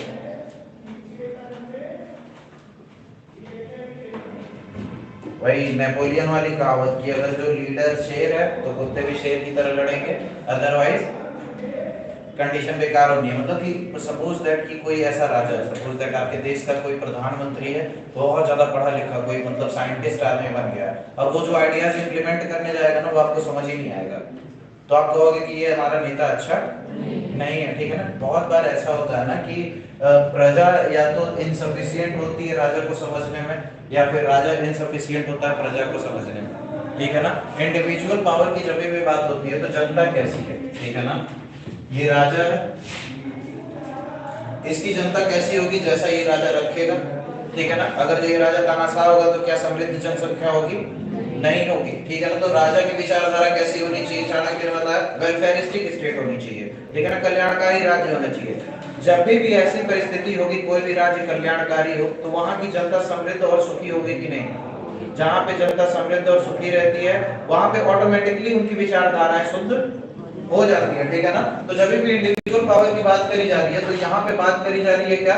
जनता की, कि राजा हमेशा अपने इंडिविजुअल्स को, अपने नागरिकों को इस आधार पे रखे कि वो समृद्ध रहे, ठीक है ना। और जो इंडिविजुअल रहे वो अपने आप में कैपेबल रहे। समझ रहे हैं आप ना? 10th पास कर, अभी कोई लड़का 10th पास किया, उसको आईएएस ऑफिसर बना करके आप अगर जो डीएम बना करके बैठा देते हो, क्या वो सही डिसीजन ले पाएगा? क्यों? क्योंकि वो अनकैपेबल है, ठीक है। मेरिट बेस पे होना जरूरी है ना, कि ऐसा व्यक्ति जाना चाहिए जो वो कम से कम काबिल हो। तो जनता बेसिकली अभी इंडिया के अंतर्गत में क्या दिक्कत आ रही है? इंडिया को करना इंडस्ट्रियल रेवोल्यूशन, ठीक है ना, औद्योगिक क्रांति करनी है। औद्योगिक क्रांति करने के लिए इसको ऐसे पॉपुलेशन की आवश्यकता है जो स्किल्ड हो, कुशल हो, ठीक है ना। लेकिन हमारे जो युवा है वो कुशल नहीं है। अब वो चाह कर कितने भी पैसे फेंक दे, फैक्ट्री तो बनेगी नहीं, बनेगी तो चलेगी नहीं, वर्कर ही नहीं है ना। तो ऐसी कंडीशंस के जनरेट होने के, तो इंडिविजुअल पावर सबसे ज्यादा इंपॉर्टेंट हो जाती है जो व्यक्ति विशेष की या फिर जनता के शक्ति की बात करी जा रही है। दूसरी चीज है क्या? Hard power. हार्ड पावर में क्या आ जाता है? मिलिट्री, कि राजा कितना स्ट्रॉन्ग है पर्टिकुलरली, ठीक है ना। राजा की बात हो रही है कि राजा कितना स्ट्रॉन्ग है, कितनी स्ट्रॉन्ग उसकी मिलिट्री है, कितनी ज्यादा मिलिट्री को वो पेमेंट करने लायक है। आर्थिक रूप से जितना समृद्ध रहेगा उतनी स्ट्रॉन्ग मिलिट्री होल्ड कर सकता है।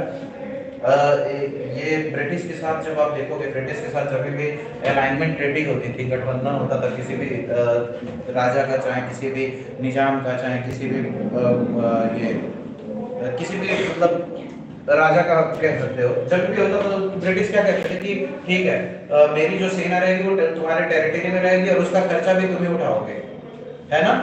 तो सेना को होल्ड करना भी बहुत स्ट्रॉन्ग चीज होती है। सेना को आपको रेगुलर बेसिस पे पेमेंट देना पड़ेगा, उनको खाना देना पड़ेगा। मजबूत तो पता चला पतले दुबले सैनिक रहे तो कितने देर तक खड़ेंगे, है ना।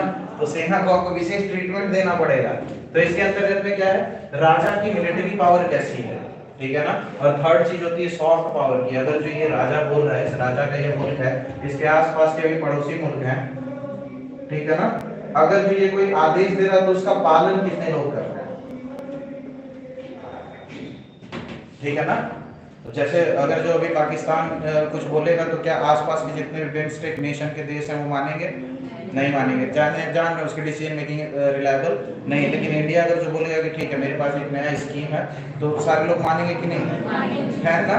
वहाँ पे तो ये सारी दिक्कतें आती हैं, ठीक है। तो वर्ल्ड लेवल पे जब आप देखोगे तो हिस्टोरिकल पॉइंट ऑफ व्यू से ये सारी नीतियां जो है वो हमारे डिप्लोमेट्स को बहुत ज़्यादा मदद करती हैं। हम जब भी विदेश नीति अपनी बनाते हैं तो इन्हीं आधार पे बनाते हैं, ठीक है ना, जिसके अंतर्गत में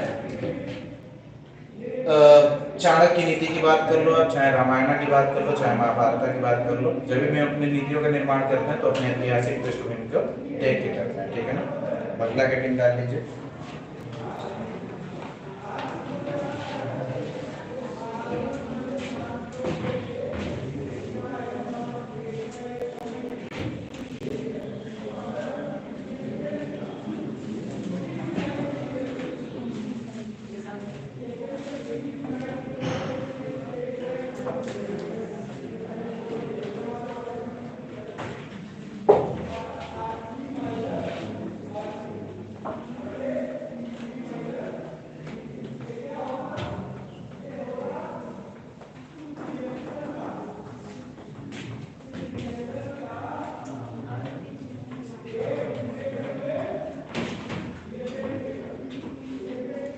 ठीक है, अगर जो बात होती है कि भारत में विदेश नीति का निर्माण कैसे होता है,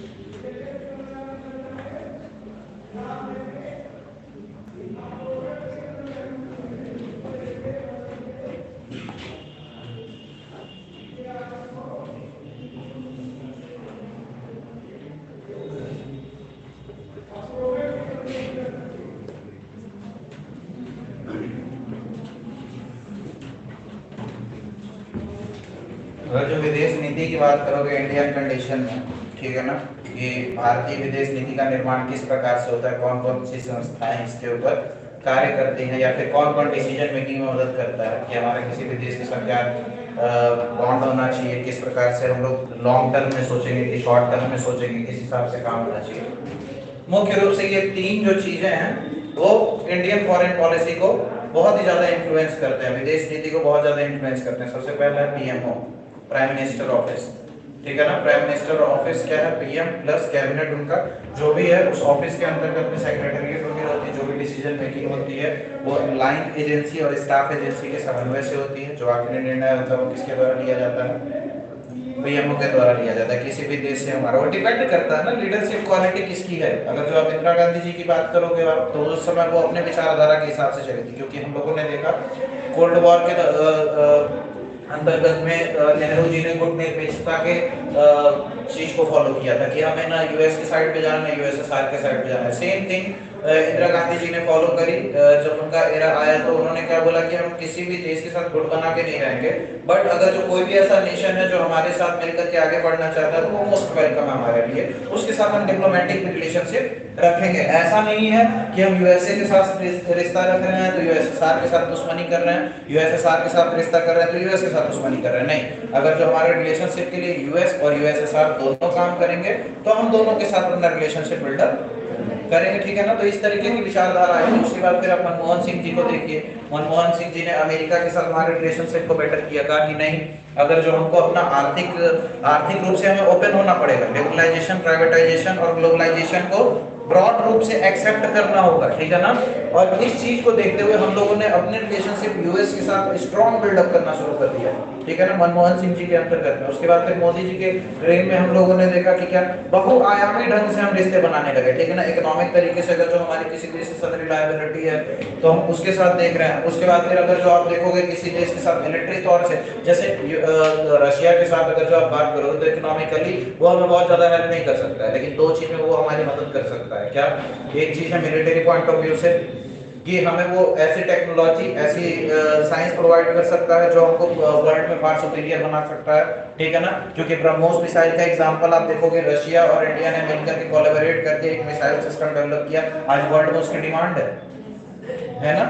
आप देखोगे एक्सपोर्ट कर रहा है इंडिया उसकी, इंपोर्ट कर रहा है उसकी, तो ये सारी चीजों को स्टडी करते हैं। फिर अगर जो आप देखोगे कि एग्रीकल्चर पॉइंट ऑफ व्यू से बात हुई, तो हम देख रहे हैं इजराइल एक ऐसी कंट्री है जो छोटे से ज्योग्राफिकल एरिया में अच्छी खेती कर रहा है।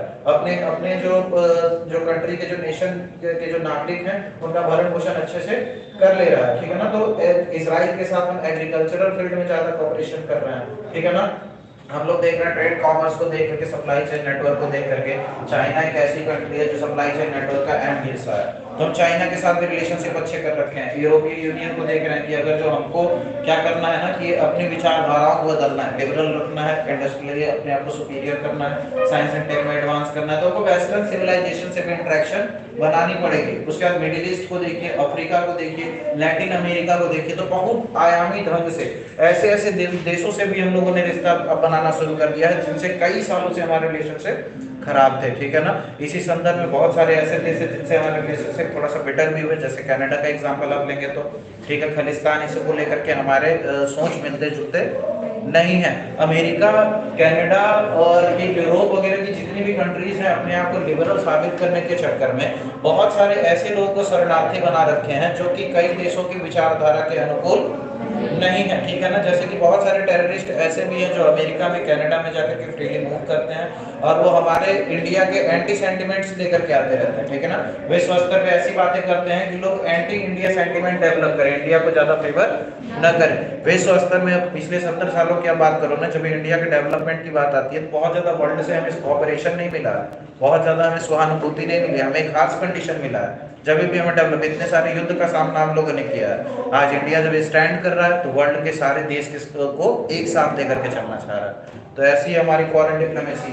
तो इस फॉरेन डिप्लोमेसी को बिल्डअप करने में सबसे पहला हाथ जो होता है पीएमओ का होता है, उसके बाद दूसरा आप देखोगे मिनिस्ट्री ऑफ एक्सटर्नल अफेयर्स का होता है, उसके बाद फिर पॉलिटिकल पावर जो सेंटर में होती है, ठीक है ना।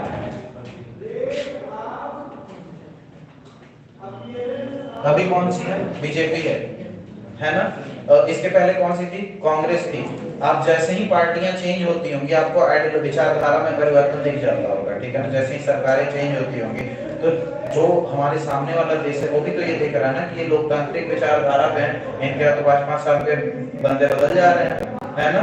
पता चला कि कांग्रेस से हम लोगों ने अच्छा रिश्ता बनाया, फिर बीजेपी आया तो उससे हमारा बेटर रिलेशनशिप हो गया, ठीक है ना। तो ये चीज नहीं हमें देनी है। क्या है ना, जब भी हमारा फॉरेन पॉलिसी बिल्डअप होता है ना, ये सेंटर में जो पॉलिटिकल पार्टी होती है उसका बहुत बड़ा योगदान रहता है, ठीक है ना, फॉरेन पॉलिसी बिल्डअप करने में। हेडिंग डाल लीजिए, भारतीय विदेश नीति से जुड़ी संस्थाएं, ठीक है ना। इन संस्थाओं का नाम लिख लीजिए।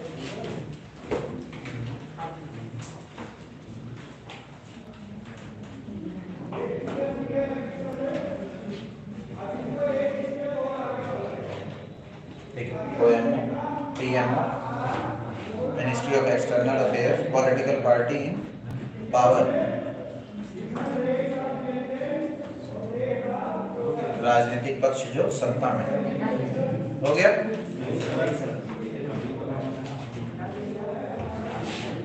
उसके आगे लिखेगा MEA का योगदान,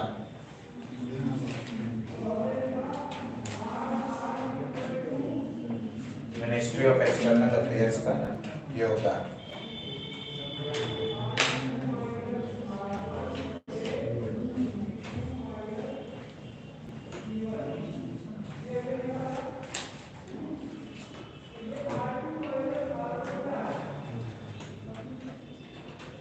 MEA का योगदान अगला टॉपिक इसमें लिखे।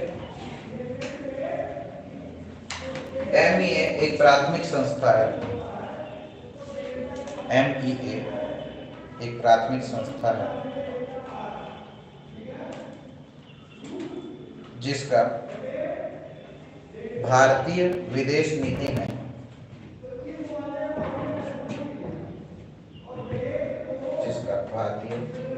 विदेश नीति में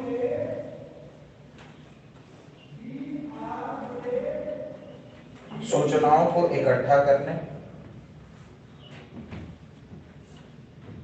सूचनाओं को इकट्ठा करने,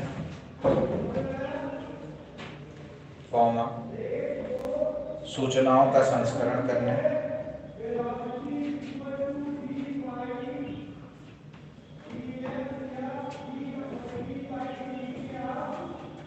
और सूचनाओं का निरीक्षण करने में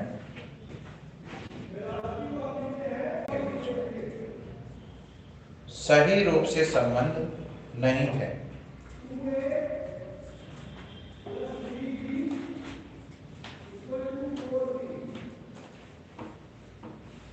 ठीक है, इस संदर्भ में 2009 में, इस संदर्भ में 2009 में डैनियल मार्के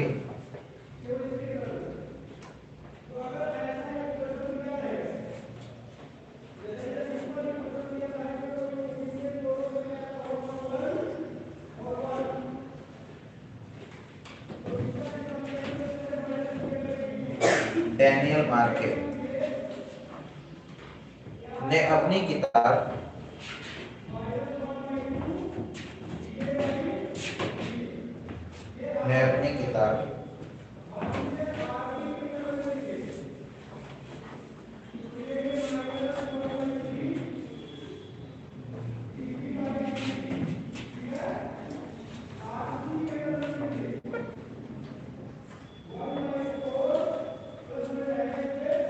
developing Indian policy software, Indian foreign policy software,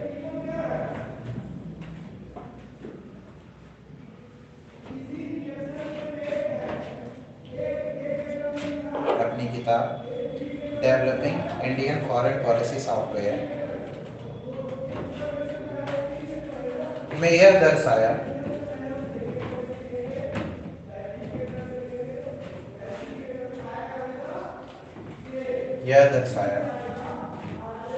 कि आईएफएस अधिकारियों की संख्या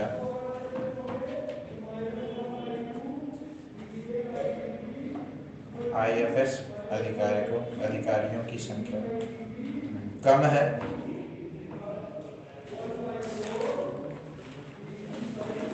और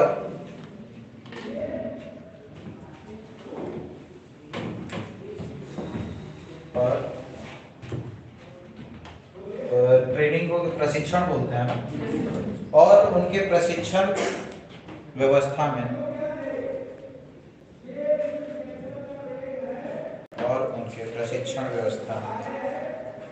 कमी पाई।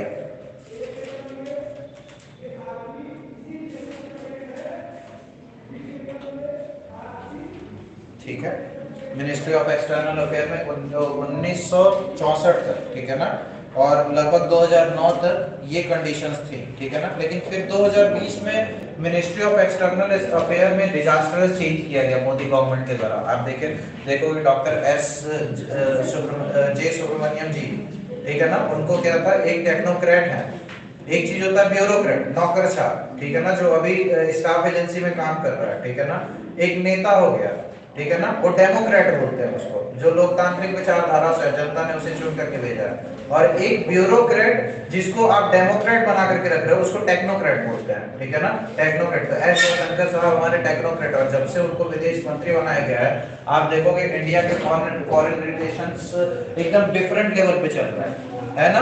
भारत की जो विदेश नीति है वो एकदम अलग लेवल पे चल रही है। तो ये बदलाव कब किया गया था, सन 2020 में मोदी जी के गवर्नमेंट के द्वारा मिनिस्ट्री ऑफ एक्सटर्नल अफेयर में मेजर चेंजेस लेकर के आए गए, और क्या foreign minister doctor S Jaishankar ji के नेतृत्व में बहुत सारे बदलाव किए गए मिनिस्ट्री ऑफ एक्सटर्नल अफेयर्स के अंतर्गत में। हम लोग क्या थे ना कि डिफरेंट करके सेक्टर में काम को बांटे, ठीक है ना। हम लोग देखे कि नहीं, भारत में अगर जो भारत को जो रिसेंट वर्ल्ड ऑर्डर से कदम से कदम मिला करके चलना है, कंधे से कंधा मिला करके चलना है, तो हमको एक आयाम पे नहीं बल्कि बहुआयामी ढंग से अपने आप को विकसित करना पड़ेगा। तो हम लोग क्या किए, वर्टिकल कॉलम्स बनाए, ठीक है ना, वर्टिकल्स बोलते हैं हम लोग, डिफरेंट डिफरेंट वर्टिकल्स बनाए, गोल और ऑब्जेक्टिव डिफाइन किए जो कि मिनिस्ट्री ऑफ एक्सटर्नल अफेयर के द्वारा जस्टिफाई किया जाना था। सबसे पहला वो तो क्या, इकोनॉमिक डिप्लोमेसी। इकोनॉमिक डिप्लोमेसी मतलब आर्थिक कूटनीति। आर्थिक कूटनीति क्या, हम वैसे देशों के साथ संबंध स्थापित करेंगे जिनके साथ हमारा फायदा निहित है। आप समझ रहे हो ना, बहुत सारे लोग ऐसे होते हैं उन्हीं के साथ दोस्ती करते हैं जो जिनके साथ कुछ फायदा होगा। आप समझ रहे हो ना, तो ये हमें ध्यान देना है कि हमें उन्हीं के साथ दोस्ती करनी है जिनके साथ हमें कुछ बेनिफिट हो, ये नहीं कि हमें लेकर के ढोना पड़े। समझ रहे हो आप। दूसरी चीज ट्रेड डिप्लोमेसी, यानी कि व्यापार की कूटनीति। व्यापार की कूटनीति के अंतर्गत में हमें फ्री ट्रेड एग्रीमेंट सबसे करना है, और फ्री ट्रेड एग्रीमेंट करने के बाद क्या करना है, एक्सपोर्ट लेड ग्रोथ मॉडल का इस्तेमाल करना है कि ज्यादा से ज्यादा उस देश को एक्सपोर्ट करने की कोशिश करना है और उस देश का वेल्थ जो है अपने पास लेके आना। ये हमारी कूटनीति है, ठीक है ना, तो ये अच्छी है। उसके बाद फिर है डेवलपमेंटल पार्टनरशिप। ऐसा जो कोई भी कंट्री है, जैसे कि जापान, हमको पता है जापान की टेक्नोलॉजी हमसे फार बेटर है, ठीक है ना। अगर जापान के साथ हम टाई अप करते हैं तो वहाँ की कंपनी एसी बनाने वाली भी आएगी, फ्रिज बनाने वाली भी आएगी, कार बनाने वाली भी आएगी। आप समझ रहे हो ना, हमारे यहाँ भी इनोवेशन वगैरह सारी चीजें आएंगी, डेवलपमेंट होगा। उसके बाद फिर जितनी भी इमर्जिंग टेक्नोलॉजी है, जैसे यूनाइटेड स्टेट ऑफ अमेरिका के साथ हम अभी डिफेंस के मामले में लॉजिस्टिक्स साइन कर रहे हैं, ठीक है ना, कि जितने भी लॉजिस्टिक्स रहेंगे हम शेयर करेंगे, तो इनका टेक्नोलॉजी के बेसिस पे। फिर एक्सटर्नल पब्लिसिटी कि विश्व मंच पे हमारी क्या मतलब चलचित्र है, हमारा कैरेक्टर क्या है एज ए नेशन, लोग हमें क्या देख रहे हैं, ठीक है। उसके बाद फिर कल्चरल डिप्लोमेसी, मतलब सांस्कृतिक रूप से किन किन संस्कृतियों से हम पहले से जुड़े हुए थे, ठीक है ना, उससे भी हमें आगे भी जुड़ करके रहना है। और उसके बाद लास्ट है इंडियन ओशन की डिप्लोमेसी, मतलब कि हिंद महासागर की डिप्लोमेसी से जिससे भी जुड़ सकते हैं, ठीक है ना, उससे जुड़ेंगे। तो आज के लिए इतना रहने देते हैं, कल देखते हैं पीएमओ के बारे में।